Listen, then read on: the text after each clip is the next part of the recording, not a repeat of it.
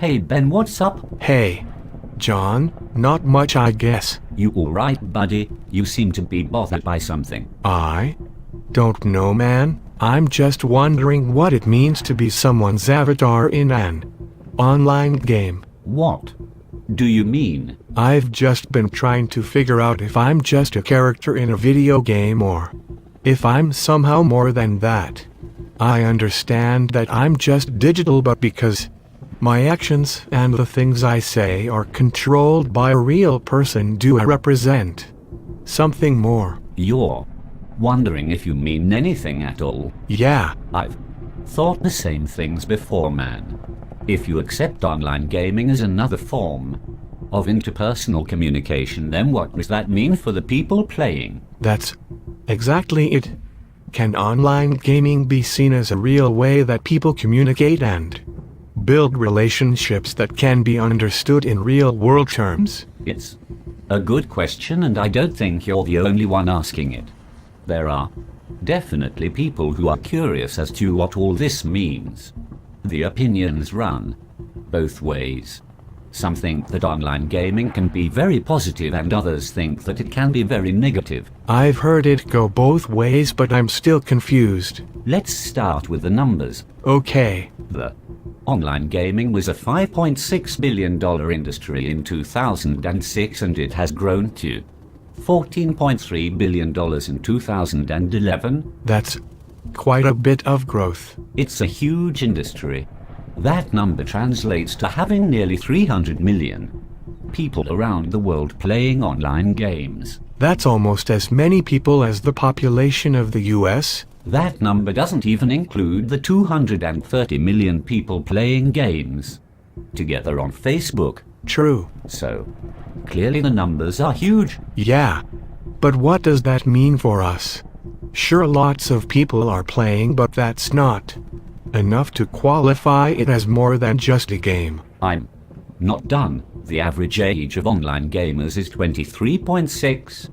That's an average of 23 for men and an average age of 25 for women. Sweet. Older ladies. Right, but my point is that the people playing games are around the same age, making it possible that not only do they have their game of choice in common, but maybe other things. I hadn't thought of that. Out of 300 million people, certainly a few are building relationships that transcend the game, right? I think so. I was reading a report recently that said that over 75% of online gamers surveyed said they consider people that they have met in the game to be good friends. 75%? Yup. They also said that they consider their online relationships to be just as satisfying as their face-to-face friendships. Let's see, a 300 million, 75%? Carry the one, that's 225 million people saying that they have made good friends in the game. Yeah. When you do the math, that's a huge number. My problem is whether or not they can say they are friends if they have never met. Well, 45% of those people say they did meet up with the friends that they had made while gaming. Okay. So perhaps online gaming really does represent a realistic social experience. I think so. Something's missing though. What's that? Well, I think we can agree that people are making friends, but social experience isn't just about friends. It's also about forming romantic relationships. You're right. The thing is, it's not just men that are playing these games. 40% of gamers surveyed said they were women. Just because a close to even amount of the sexes are participating doesn't mean people are dating, though. Good point, but 32% of players surveyed said that they had met someone while gaming that they are attracted to, and in a survey of World of Warcraft players, only 14.9% of players said they were single. Compare that to the national average of 43%, and I'd say online gamers are doing quite a bit of dating. A quick Google search will return tons of articles and blogs that tell these stories about people meeting in a game and eventually getting married. Maybe they're just stories. What do you mean? Well, I think I can agree that there is a disinhibition effect present with online gaming, and that maybe that's helping people create friendships and romantic relationships, but I think the anonymity of online gaming has to go both ways. You think there are some negative aspects of online gaming? I think it's possible that there are. I'm not talking about the violence of games making people violent. I don't even want to start that discussion. I don't either. What I'm talking about is that anytime you introduce the ability for people to be anonymous, don't you also introduce the ability for people to easily be dishonest? I guess. Think about it. People that play online games are represented by an avatar and can therefore choose to be anything they want. Maybe the 40% of women you say exists are really men? Maybe. It's inherent in online gaming that people not only have the freedom to be who they choose to be, but an obligation in representing themselves as someone desirable because they need other players to help them with the game's challenges. There isn't even an obligation to use your real name. I guess it's probably true that people do misrepresent themselves. If you read Floyd's textbook on interpersonal communication, though, you'd find that interpersonal deception is common in deceptive acts online, such as falsification, exaggeration, dissimulation, omission, and equivocation are all used by people in various forms. So it's not just with online gaming that people are being deceptive. My point is, if it's really not all that different from other forms of communication, can it really be worse? Remember that 45% of gamers surveyed said they met in the real world, so if they are deceptive online, it can't be too excessive if they are willing to give up that anonymity by meeting face to face. Well, I agree that many of those things can be somewhat harmless, but there have been other cases of real deception. There are numerous events of people being deceptive in an online game with the intention of seducing a minor. There has even been more than one case of online players being involved in espionage.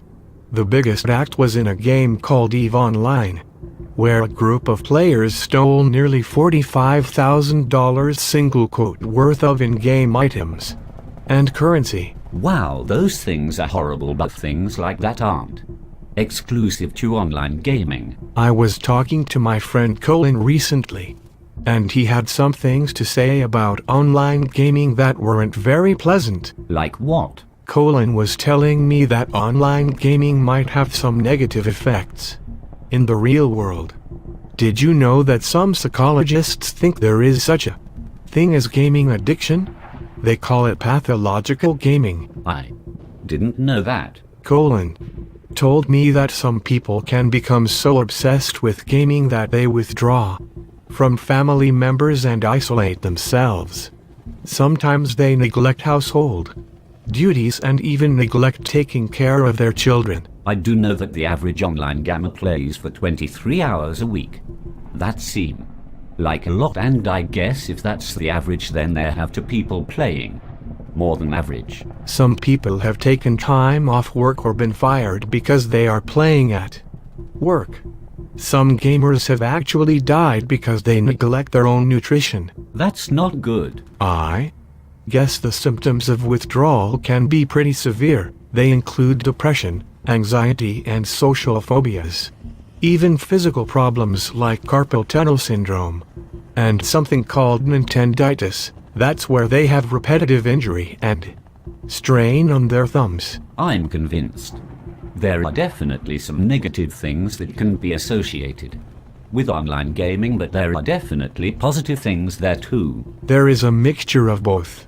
I don't think anyone can really say that one outweighs the other enough to form a judgment either way. I'm struck with the thought that although we can identify both positive and negative aspects of online gaming, I don't think we can really separate it from other forms of interpersonal communication. Both face-to-face and computer-mediated. All interpersonal communication comes with the positive aspects of building intimate and romantic relationships as well as various forms of deception. It just seems to be so different. Maybe it seems different because it's new. The medium is barely 15 years old. I wonder if people had this much to say about the telephone at first. They probably had a lot to say about the telephone. I think we all feel secure that we have a good understanding of what face-to-face communication means, and we're still not sure how we feel about all this anonymity. Really, online gaming isn't any different from all these other new forms of computer-mediated communication: Facebook, texting, email, Twitter, even those chat rooms that used to be so popular. The jury is still out, not just on what online gaming means for society, but what all of these new forms of communication mean.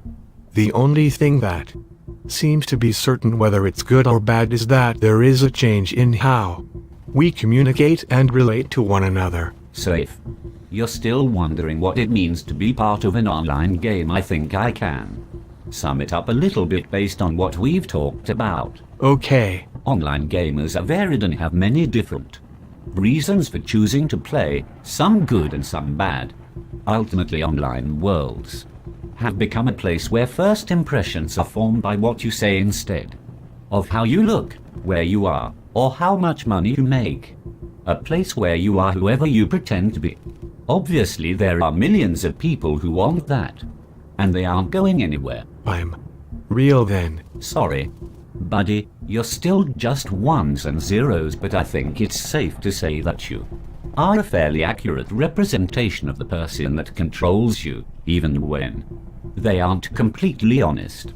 Even though you aren't real, you represent very real interactions and interpersonal communications. Don't. You have a dragon to slay. Yeah. Good luck with that. I'm off to find one of the 120 million women that are supposed to be around here somewhere.